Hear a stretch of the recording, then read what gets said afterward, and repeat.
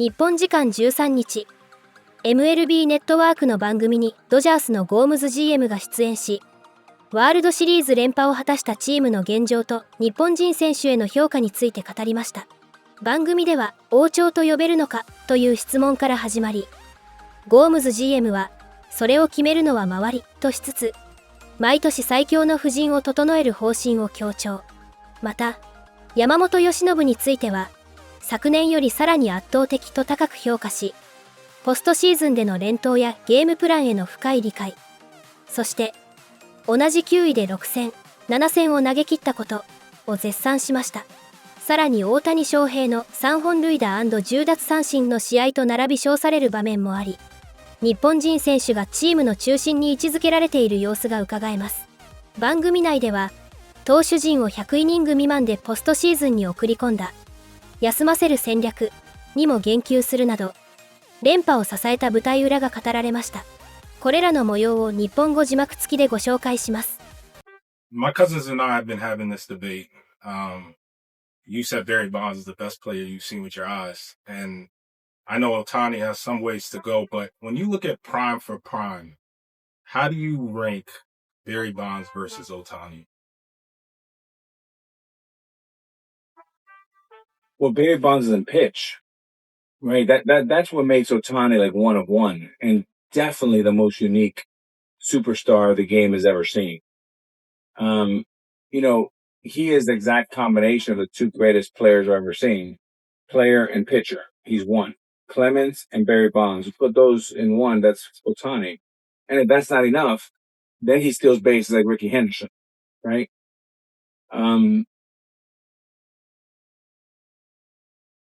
So if he stays healthy, then he's just in a class of his own.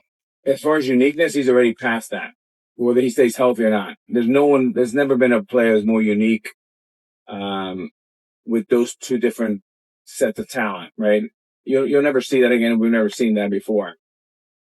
But as far as the best hitter I've ever seen is Barry Bonds, the best baseball player, and the best pitcher. But that's not even fair to Ohtani, right? Because you're pulling out a set of skills from Barry, you're taking a set of skills from Roger, a set of skills from Ricky Henderson. But the truth is, he's all three of these in one person. Yeah, it's nuts. I'll ask you a sportsy topic that we've kicked around. Do you feel that you're a dynasty? I don't know. That's for other people to decide. All we're worried about is like each and every year going out and putting the best possible team we can out there. We have a ton of fantastic superstars on our team that are egoless and are solely focused on winning. So that's what we're most excited about, to continue to build around that group and trying to win as many championships as possible. See, I should have prefaced it by saying don't be modest, because then you end up getting modest. No, don't be modest. Just say it. All right. I wonder, can tanned and rested, can that path be replicated? And I use that meaning most of your staff is under 100 innings coming into the playoffs. Can you be doing this going forward? Yeah, I'm not sure it's anything by design. I think, there's just different paths to go about it. Obviously, you would love guys to run wire to wire and be, just as strong at the end as they were at the beginning, like Yama was. But each year poses its own challenges, whether it's injuries or, different types of performance variation. What you have to do is do your best to build out a well-rounded roster with a group of guys that, has a strong clubhouse culture. And obviously Doc and our staff does a great job keeping the guys motivated and dialed in and prepared. So really that's all you can worry about. And then each year kind of plays out as it does, and continue to troubleshoot and build a team that can handle different challenges along the way. Yeah, staying fluid. You could make a case, too. You mentioned Yamamoto. You can make a case you don't win either title without Yoshi Yamamoto, who is a finalist for the Cy Young Award coming up here soon. What's your evaluation of Yamamoto, what you expected and what you've gotten?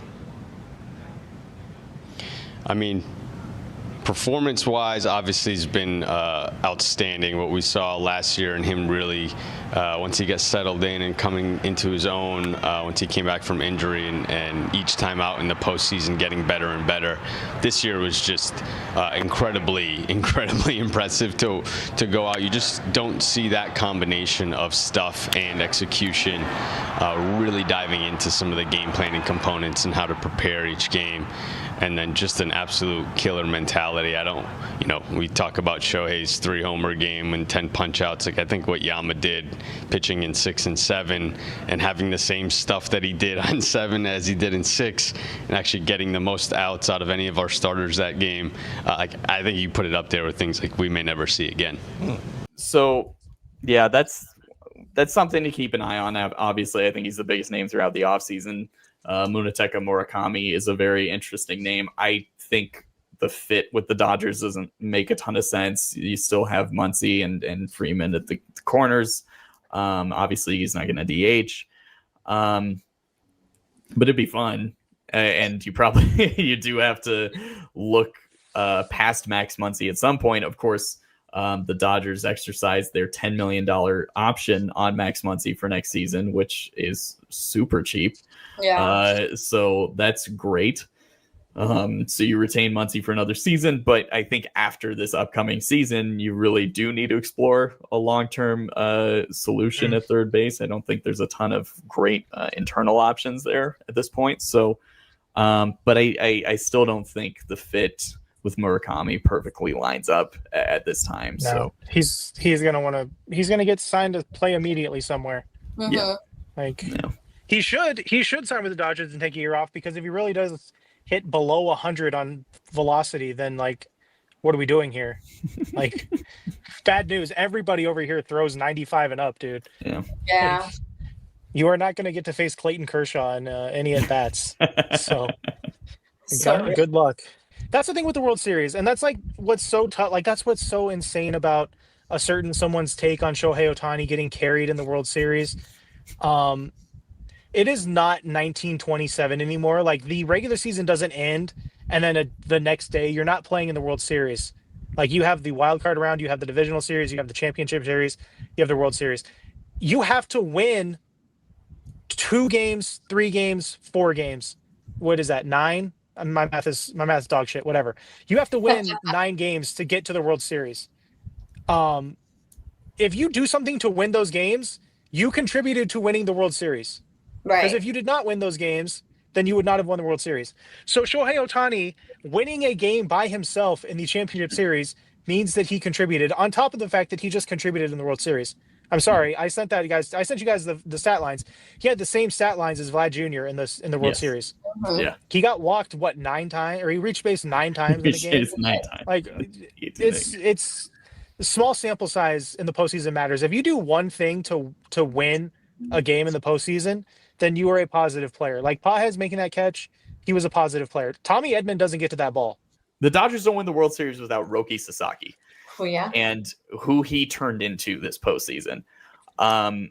For him to go on this journey throughout this season where he gets to make his major league debut and start in Japan, and then to go through the first month of the season where he got hit a bit. It was clear he wasn't ready for the major leagues. You've got people claiming that he's crying on the bench. You've got people mocking him. And now Phillies that fans doing that. yeah. And then for him to then be injured and go through this entire lengthy process where he's not pitching at all, and for him to work his way back to the majors and to go through all of that and be thrown on this team during the last week of the season saying, hey, the bullpen is so bad. Honestly, like if you show something, you're going to be on the postseason roster. And for him to show every reason why the Dodgers invested in him, why the entire major league was buzzing about his arrival from Japan, why he was so sought after in the offseason. For all of that to happen in this postseason after the season that he had is remarkable. I completely ruled him out as a postseason option Even coming into the last week of the season, it was just kind of like, sure, whatever, that'd be fun. Yeah. I forgot he existed, dude. Like, I straight up, they like mentioned his name, and I'm like, oh yeah, that's right, the Dodgers signed that guy. Yeah. Like, if the pitching staff was the pitching staff they had last season, yes, they had issues with starting rotation last season, but the bullpen was very loaded. I don't think he makes the playoff roster last postseason. It was really a result of circumstance, given how weak the pen was.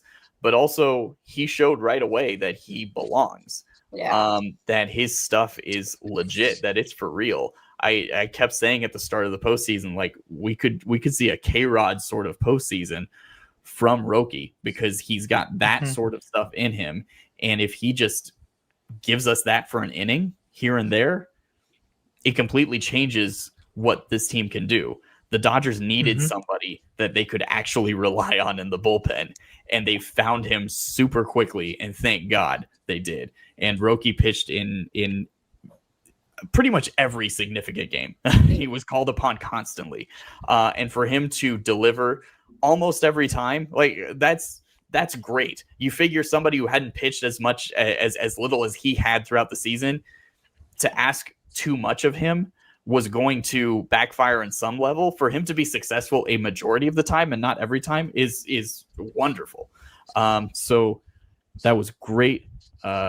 Great to watch Roki perform this postseason. The Dodgers do not win the World Series without him. He was nasty. And it was like he was the hot new kid on the block. But then you were like, but you're not new. You've been here. We just didn't even think you were going to be back right now. I'm with Bob. I was like, oh, he's still around? Like, it came out of nowhere, and he was so he didn't just get by. You know, like, he looked for a second, it was like, we have the best closer in baseball. It genuinely felt like we had the best closer of the year. Like, you were just, it was unreal when he came out, how good he looked and how nasty he was.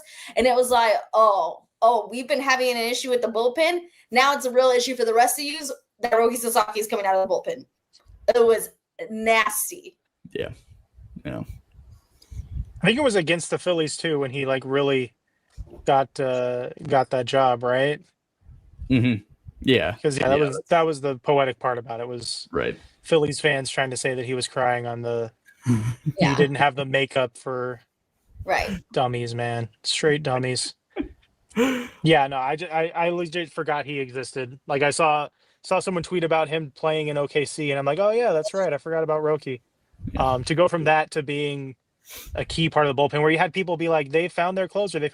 Like, even though it got shaky at the end there, like it was very clear that he was gassed or something. But yeah, they do not win the World Series without him, because again, they don't win some NLDS games without him. They don't win an NLCS game without him. So they by default would not have won the World Series without him. Yeah. And maybe someday people will understand that. Yeah.